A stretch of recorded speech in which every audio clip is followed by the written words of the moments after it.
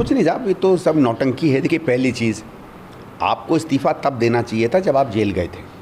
Jail आप सही कारण से गए, गलत कारण से गए, वो सब अलग बात होती है। नैतिकता में जब भी कोई आदमी ऐसे पद पर होता है कि उसको जेल भेजा जाए, वो इस्तीफ़ा देता है, जेल से वापस लौट कर आ जाइए, आप अपने पद पे वापस आ जाइए। हेमंत सोरेन के साथ हुआ, लालू जी के साथ हुआ, उमा भारती जी के साथ हुआ, बहुत लोगों के साथ ऐसा हुआ। तब तो आपने किया नहीं। उसने ये कहा कि आप मुख्यमंत्री बनने लायक नहीं हो, क्योंकि अगर आप फाइल नहीं देख रहे, अगर आप दफ्तर नहीं जा रहे, तो आप काम अपना नहीं कर रहे। मेरा काम करने को आपको रोक लगा दी। तो ये सुप्रीम कोर्ट ने कहा कि हमारे पे आपके खिलाफ हम नो कॉन्फिडेंस का मोशन पास कर रहे हैं। कोर्ट ने कह दिया you should bloody well resign. Sorry, मैं ये शब्द इस्तेमाल कर रहा हूँ, ये जान के इस्तेमाल कर रहा हूँ, क्योंकि ये शब्द का एक प्रभाव, ये कहा कोर्ट ने, ये कोई सेवा करने के लिए मुख्यमंत्री नहीं बना था, ये मेवा के लिए बना था। आप फाइल बिना साइन किए जनता में रह के भी सेवा कर सकते हैं।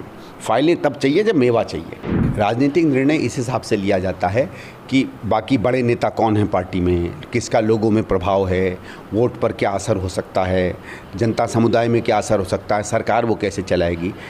आम आदमी पार्टी में केजरीवाल है और बाकी, माफ़ करिएगा, किसी को बुरा लगे ना लगे, बाकी सब घर के नौकर हैं। दिल्ली में अब एक नई बात राजनीति ने करवट ली।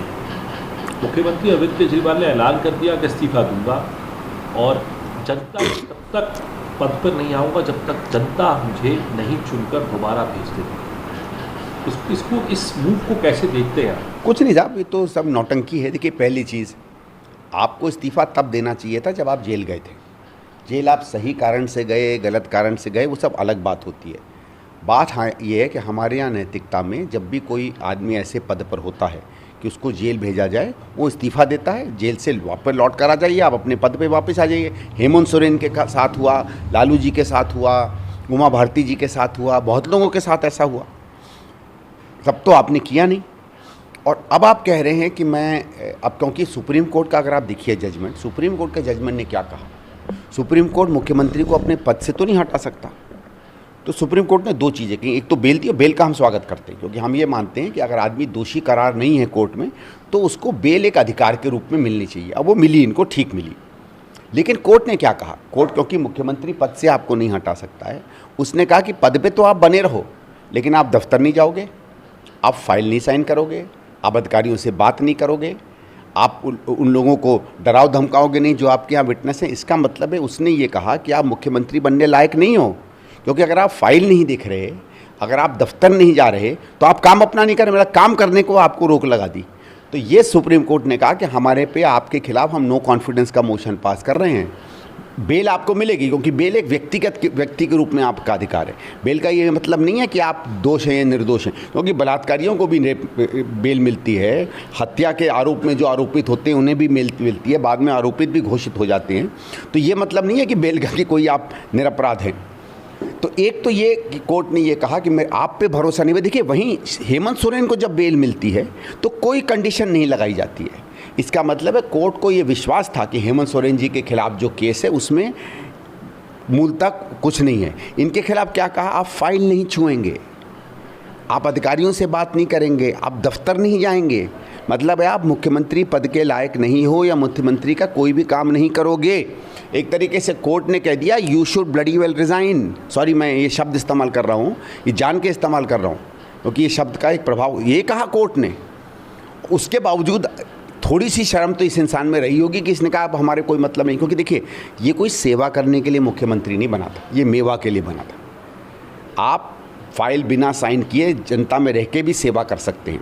फाइलें तब चाहिए जब मेवा चाहिए। इसलिए मुझे मालूम था कि ये इस्तीफा देंगे, और इस समय कुछ पॉलिटिकली इनको सूट भी करता है। राजनीति पे क्या असर देखते हैं, दिल्ली की राजनीति पे?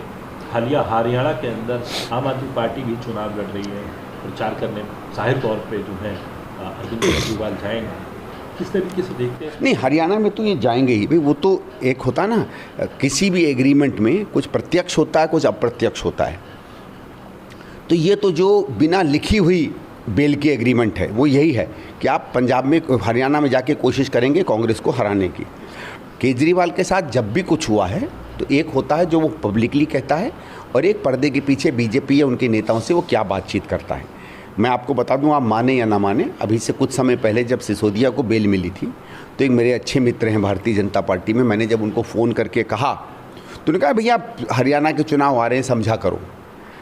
तो मैंने कहा केजरीवाल, कहने का भाई वो भी हरियाणा में उनकी ज़रूरत तो है, तो इस शब्द का क्या मतलब है, मैं नाम नहीं देना चाहूँगा। और ये तो किसी भी आप राजनीतिक व्यक्ति से जान लो, वो सब जानते हैं कि इस समय आम आदमी पार्टी बीजेपी की हरियाणा में ज़रूरत है, क्योंकि भारतीय जनता पार्टी को ये लगता है कि बहुत ज़्यादा वोटों का अंतर नहीं, उनको ये लगता है वो अंतर आम आदमी पार्टी पूरी कर लेगी।